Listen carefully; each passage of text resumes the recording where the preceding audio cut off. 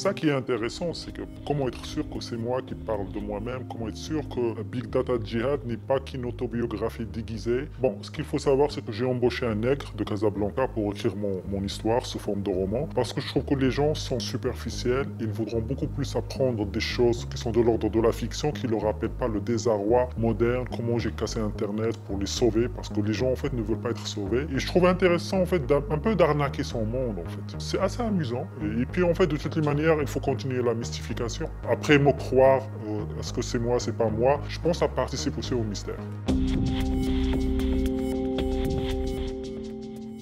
No guts, no glory. Moi, je pense que c'est quelque chose que j'ai fait, c'est fait. Il y aura beaucoup de gens qui vont essayer de prendre la paternité de cet acte-là. Je suis le seul qui a réussi à le faire. J'ai des raisons personnelles, en fait, d'avoir fait ça. Big Data Jihad parle de mon voyage en tant que personnage. Un peu nihiliste, un peu à côté de la plaque, un peu punk, dans ce monde, en fait, où tout le monde est esclave de son téléphone, de sa tablette, et qu'il fallait bien que quelqu'un se salisse les mains pour sauver tous ces gens-là. Moi, je pense que l'idée, c'est un acte qu'il faut revendiquer de toutes les manières. J'ai cassé Internet, j'ai sauvé tout le monde.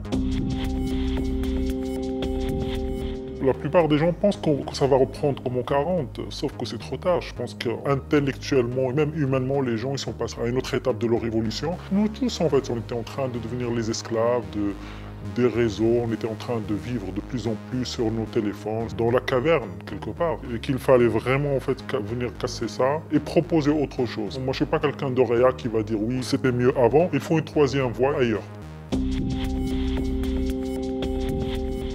Ma biographie s'appelle Big Data Jihad, c'est-à-dire il y a quelque chose de mystique. C'est quelque chose qui est fondamental et sans sacrifice, il n'y a rien de mystique dans ce monde. Ce qui est intéressant, c'est un djihad qui n'a coûté aucune vie. Ça a coûté un peu, ça a fait beaucoup de dégâts, probablement économiquement.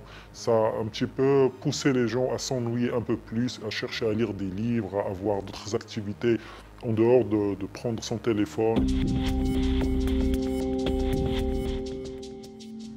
On n'a pas besoin de faire la promo. Je pense que tous les gens qui ont survécu au spleen, ils ont retrouvé en fait une touche avec la vie, le monde sensoriel, au-delà en fait de ce qu'ils peuvent poster comme fake happiness, ou chercher à troller, ou chercher à trouver de l'information, à regarder des choses débiles sur Internet. Maintenant, ils peuvent juste regarder une fleur, quelqu'un qui passe, s'intéresser aux autres, à leurs voisins, à leurs enfants, lire, écouter, découvrir en fait le monde analogique d'une certaine manière. Voilà, c'est un cadeau que je fais à l'humanité. On peut me remercier plus tard, mais de toutes les manières, on va finir par me remercier. Merci.